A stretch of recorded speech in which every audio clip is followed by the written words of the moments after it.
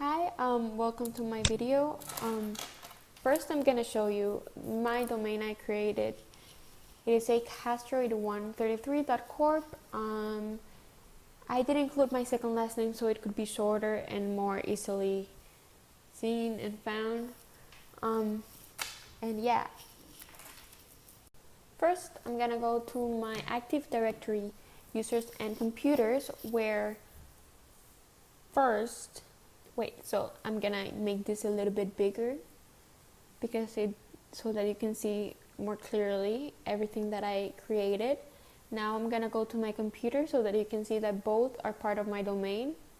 Now this is my staff organizational unit where my standard user is. And now this is my IT security group where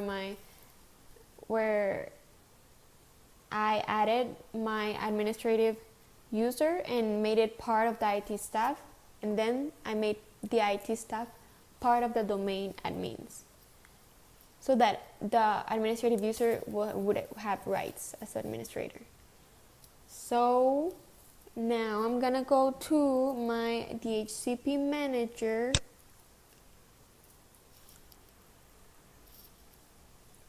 where you can see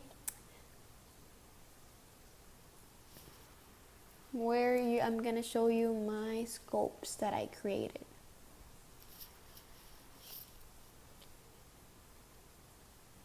Now, these are both scopes that I created, a Castro 8133, 2 and 3.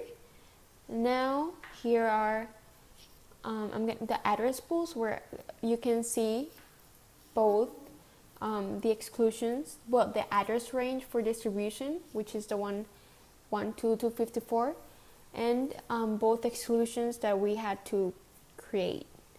So that first 20 addresses were excluded, and the 80% of the addresses were the ones that were available. Now here are my scope options for both scopes, where I added the router, which had to be .1, and then the DNS server, which had to be 172.16.2.10.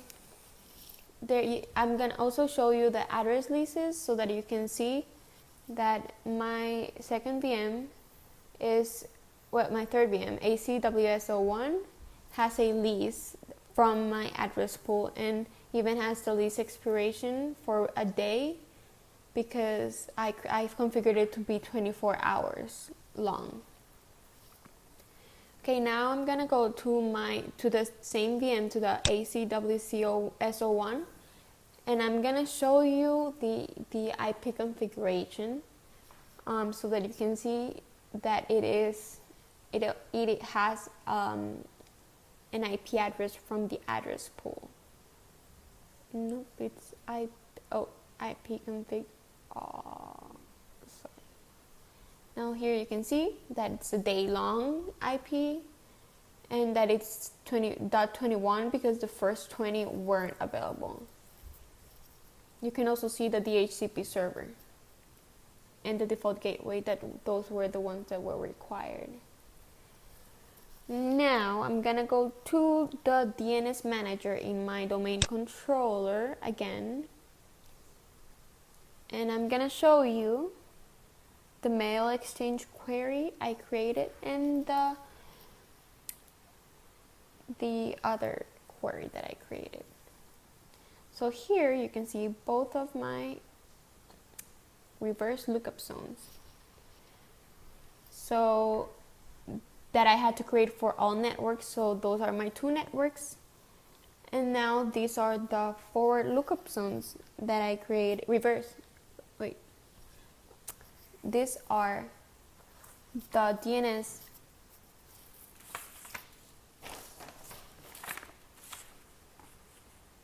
records that I had to create. The mail exchange one and the one that had to, the query that had to resolve to my WSO1 VM.